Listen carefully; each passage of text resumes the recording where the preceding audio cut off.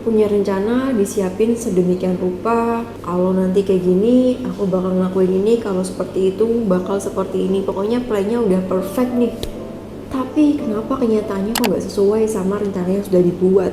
Aku udah bersikap baik banget sama dia, udah ngebantu dia ini itu, tapi kenapa kok dia sikapnya kayak gitu ke aku ya? Aku udah peduli banget sama dia, udah nurutin apa yang dia mau, udah berusaha untuk bikin dia bahagia, tapi kenapa kok dia kayak gitu ke aku ya? Jadi kok kayak gini banget ya? Kenapa susah banget buat bahagia? Untuk kamu yang mengalaminya, ketika akhir-akhir ini terasa sulit, beberapa harapan yang kamu punya tidak sesuai dengan kenyataan yang ada, dalam arti harapannya kamu berhasil tapi kenyataannya gagal atau belum sebagaimana ekspektasi yang sudah kamu miliki.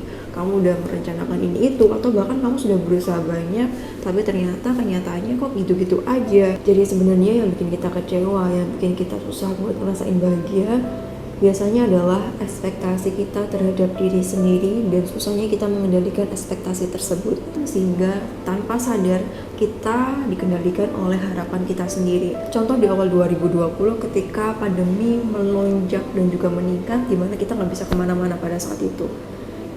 Padahal tahun itu kamu sudah siapkan, kamu udah berencana untuk pergi ke luar negeri, kamu pengen ke Korea, misalkan kamu harus ke Korea Selatan tahun 2020 ini, kamu udah prepare dananya, kamu udah siapkan agennya, termasuk juga mental kamu, termasuk juga fisik kamu dan perlengkapan lainnya. Tapi ternyata terjadi pandemi.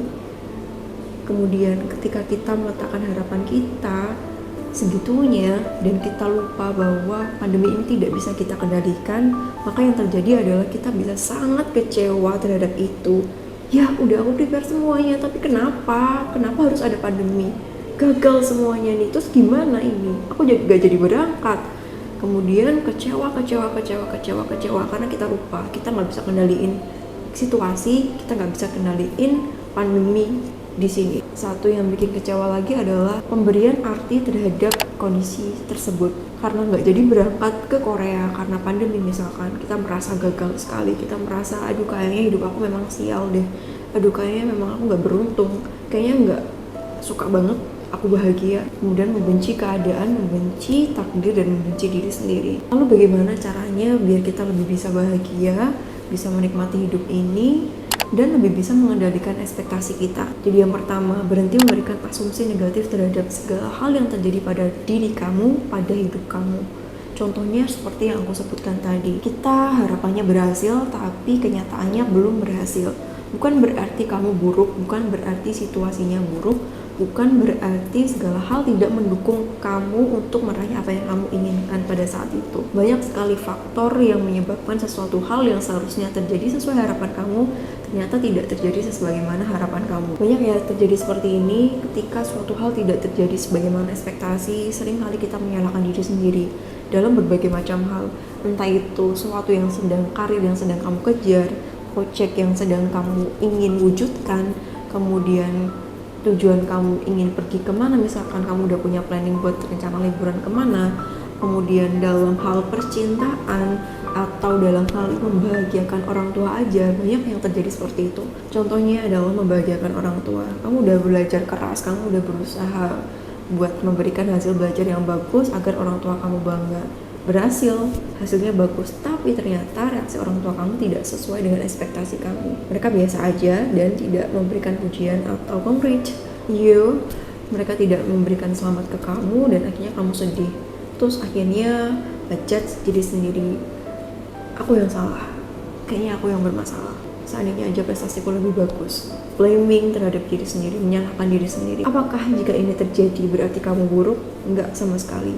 Usaha kamu tetap bernilai 100. Prestasi kamu tetap bagus. Namun memang reaksi orang itu kita tidak bisa memastikan seperti apa. Karena sekali lagi, reaksi orang terhadap apa yang kita lakukan itu nggak bisa kita tebak dan nggak bisa kita pastikan. Sehingga yuk kita rubah tujuannya, bukan untuk membuat mereka bahagia, tapi untuk menikmati proses yang kita lakukan agar kita bisa lebih enjoy hidup kita, agar kita lebih bahagia.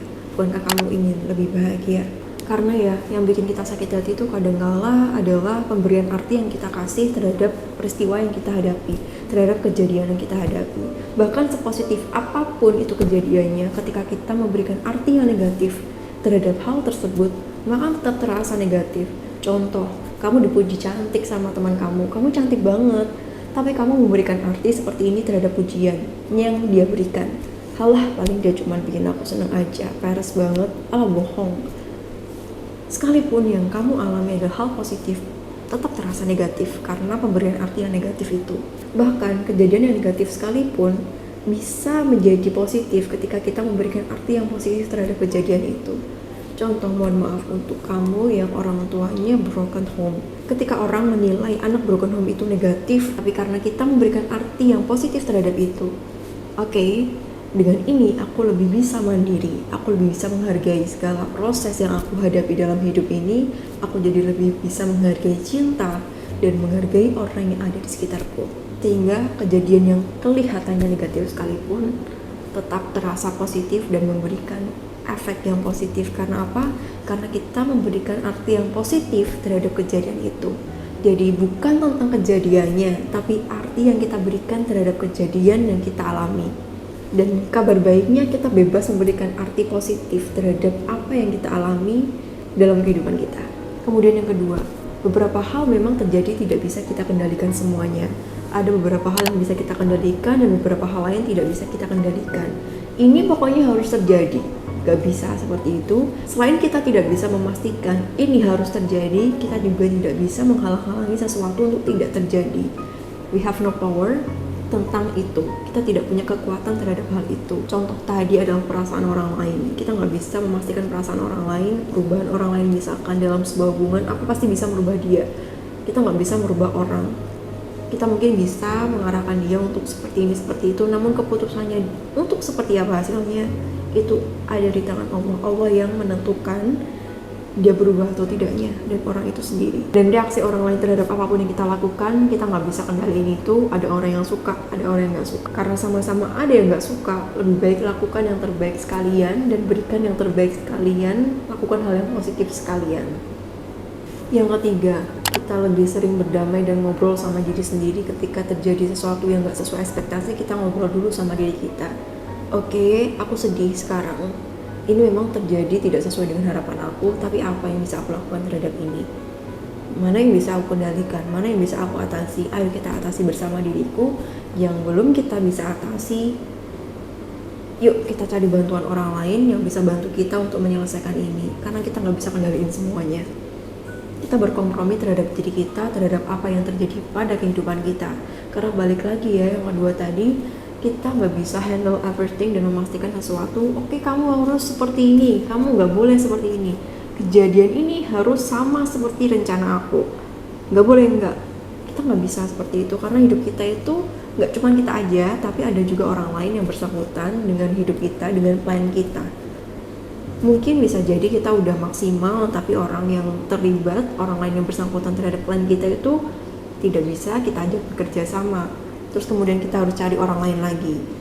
Kita ketemu sama orang baru lagi, ternyata bukan itu lagi. Oke, cari sampai orang yang pas. Seperti itu, karena semuanya terhubung. Hidup kita berhubungan dengan orang lain dan bukan cuma kita aja yang ada di dunia ini. Kemudian yang keempat, seperti yang aku bilang, terima jika kamu sedih.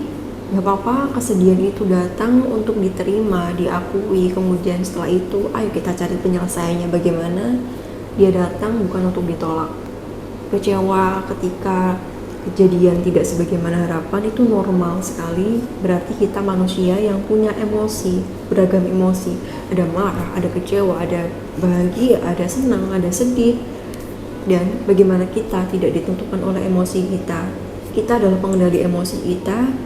Dan apa yang terjadi dalam kehidupan kita tidak ditentukan dari kejadian itu, tapi bagaimana reaksi kita terhadap kejadian itu. Seperti yang aku sampaikan tadi, apakah kita bisa mengambil sisi positifnya? Apakah kita bisa memberikan arti positifnya? Loh kak, tapi kan kalau kejadiannya pada saat itu, coba deh kakak tanyain sama diri sendiri, masa bisa langsung ambil sisi positifnya? Masa gak sedih sama sekali? Enggak. Pasti sedih, pasti kecewa ketika, loh kok gak sesuai ya? Pasti ada kan, loh kok kayak gini ya? Itu pasti ada fasenya, dan setiap orang punya fase ini beda-beda dengan waktu yang beda-beda. Tapi setelah itu, yuk kita tanyakan, kita ngobrol sama diri sendiri, mau seberapa lama kita sedihnya, Mau seberapa lama kita meratapi ini, ayo kita move on.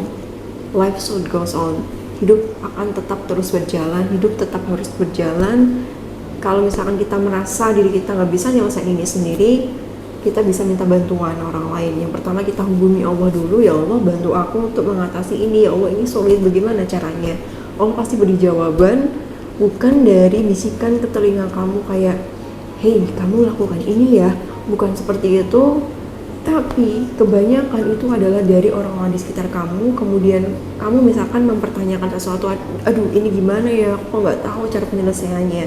Kemudian Allah izinkan kamu ketemu sama seseorang, kemudian dia sharing terhadap masalah yang ternyata sedang kamu lalui saat ini, dan kamu temukan jawaban dari cerita yang dia berikan.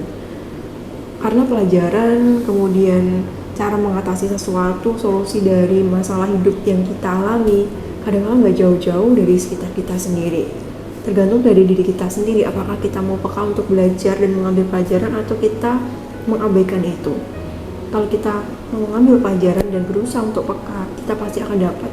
Tapi kalau misalkan kita memilih untuk abai dan tidak mau berusaha untuk belajar dari lingkungan sekitar kita nggak akan dapat apa-apa. Jadi seperti itu ya teman-teman. Semoga kita lebih bisa mengendalikan ekspektasi kita terhadap diri sendiri dan juga beberapa hal yang ada di lingkungan kita, di sekitar kita, sehingga kita bisa lebih menikmati hidup ini dengan langkah yang lebih ringan dan hati yang lebih bahagia. Karena kamu berharga dan kamu berhak untuk bahagia.